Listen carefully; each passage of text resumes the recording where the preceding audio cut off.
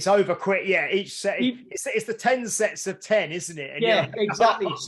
So, but the thing is, 10 sets of 3 is easy, 10 sets of 4 is easy, 10 sets of 5 is okay, 10 sets of 6, and then after that, it's just you need like the time you need to do it extrapolates out quite a lot. So I've had it in the past, and I have it now with some of the people who are training. I'll be like, do 10 sets of 3, I'll do like whatever sets of 3 or 3, 2, 1 or whatever, and they'll want to do more.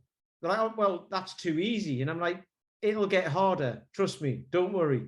But they seem to want to be able to do the harder stuff on the easy days, but then when it's too hard, they want to do easier stuff on the hard days. And it's like, that's the point. It's meant to fluctuate. It's not meant to all feel the same all the time. Otherwise, there's no adaptation, right? So yeah, I just find that interesting.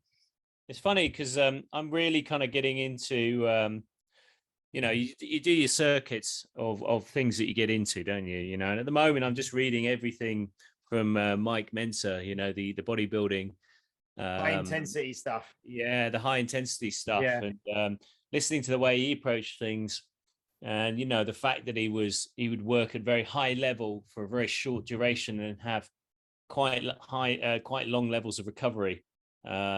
It's interesting to see, Arnold Schwarzenegger used to train multiple times a day for many hours, and then you had Mike on the other side of the spectrum doing, and I hear Dorian Yates as well, doing very short workouts but extremely high intensity and having quite long recovery periods between body parts and things like that. There's so many ways. So interesting to hear how people are trying to manipulate. I think that's what makes fitness interesting, manipulating the body's response to stimulus.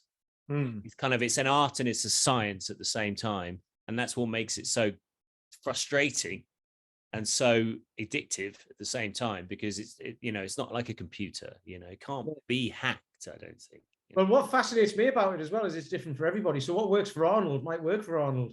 Yeah. If you applied that to Dorian Yates, it might have like completely ruined it. He might have been so stressed that he couldn't build any muscle or anything like that because he couldn't recover from it. So it depends on the person as well, doesn't it? Yeah.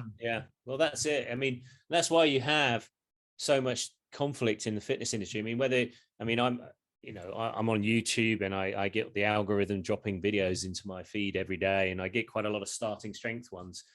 And he's all, Mark Rippetoe is always very much about those sets of 5s, the optimal way, and this is going to work. And then you've got other people, and I come from kettlebell sport, which is probably, if I sat down with Mark Rippetoe saying this is what I'm doing, he probably well, he hates kettlebells anyway, doesn't he? Mark? He'd leave the room. He would leave the room, And I don't even know that he does. I think he just says that to get reaction. Oh, I know. Yeah. It's creating a persona and creating a reaction, definitely.